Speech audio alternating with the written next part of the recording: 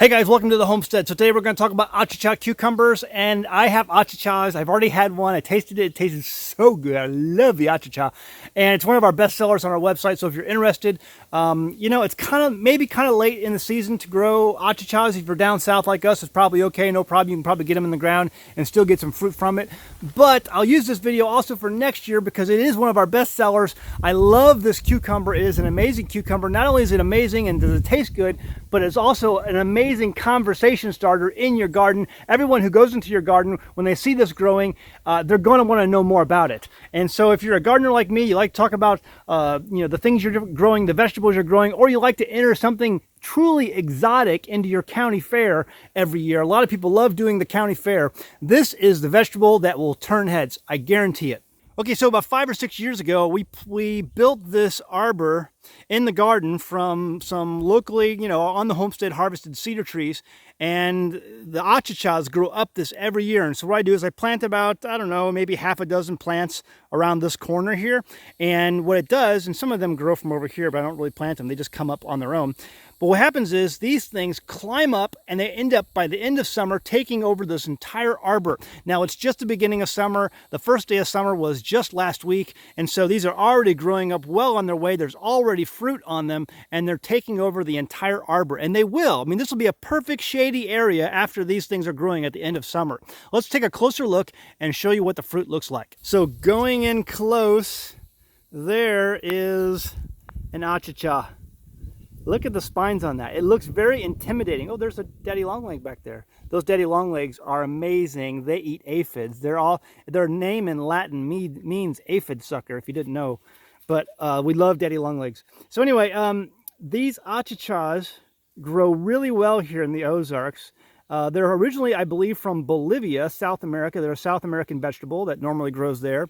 They're very sweet. It has a taste sort of between a green pepper and a regular cucumber. And so it's just kind of got that flavor, but it's different. It's all its own. But they're full of water. They're full of juice. So much juice in these things. And when they're this young, when they're this small, you can take them right off the vine and pop them into your mouth. And you can crunch them all up. They're just great. Now we're so early in the year that I don't really have any bigger examples. This one also here you could pop right off and just chew. But once you get a little bit bigger than this, the seeds inside will start to, I guess, harden a bit. And then you can't just eat the whole thing whole. However, you can pry it apart into like slices. It'll kind of pull apart in slices.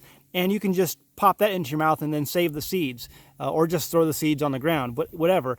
And if you live in a warmer climate like we do in the Ozarks, these will usually come up on their own year after year. I do plant some of them just to make sure they come up, but every year these reseed themselves just perfectly fine and they come up on their own. So if you see from this one here, this little one, there's a little tiny flower on top, and that little tiny flower gets pollinated by the insects, and that's how it starts. There's actually little flowers there. Only one of them gets pollinated, and then one of them comes into a fruit. So each joint on the vine will have one fruit, and one flower will be pollinated, and then that's the fruit that grows. And so this was the fruit that grew from its flower right on top there being pollinated. And so, yeah, even at this size, you can chew them up. I'll show you what inside of one looks like. But these spines, these intimidating looking spines, they're very soft, very harmless. They don't hurt. You can pop this whole thing in your mouth and it'll be tasty, juicy goodness. Yeah, the spines look really intimidating, but they're really not. They're very soft.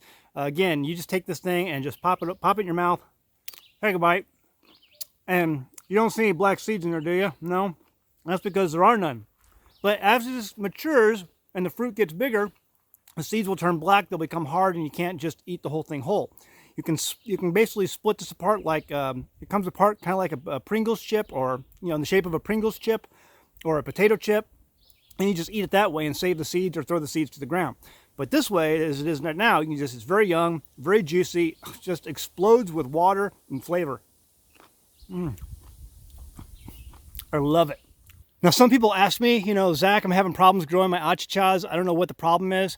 There's a couple pieces of advice that I'll give you for this. Number one, make sure you're using well-fertilized soil, nutrient-dense soil or fertilizer for your achachas. Because you see these big, giant vines, that's pulling a lot of nutrients out of the soil to make these giant vines and produce this fruit. And so every year it's a good idea if you go back and you put in some sort of either cow manure, sheep manure, or even better yet, rabbit manure works fantastic. And that way you're giving the soil the nutrients it needs to produce these gigantic vines that will cover this entire structure and then produce the fruit that the vines provide.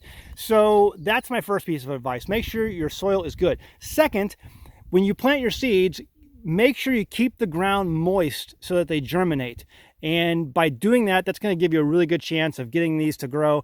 Once the plant has germinated and sprouted, back off on the water a little bit. Don't water it too much. If you see that your leaves are starting to turn yellow, you're giving it too much water. That's really the best advice I can give. Where I live in the Ozarks, a lot of these things, they just come up on their own. The seed falls down and it survives the winter just fine here. Even with getting down to single digits and a little bit of snowfall, it does come up every year on its own. But I still try to plant because I want it to grow in the places I want it to grow. It's actually escaping my area over here. You can see in my blackberries, I've got achachas growing on here, and actually you can see some of the other vines. There's a vine right there at the tip of my finger. That's an achacha. It shouldn't be there. So it does kind of, the seeds fall down, the animals carry it away, and it does grow up on its own. But that's the best advice I can give you, is to just make sure your ground is moist until it germinates, and then also make sure you have good nutrient-dense soil that you're planting it in, so that it has the power from that soil to grow and grow and grow and produce lots and lots of fruit. The Achocha cucumber, also known as the fat baby or Bolivian cucumber. An amazing little plant, amazing little fruit, and produces an enormous amount every year. We love this. This is one of our best sellers on the homestead. One of the best sellers. People are always looking for this plant because it is an amazing conversation starter. It produces a lot of fruit, and it tastes good. I love it. See you next time on the homestead.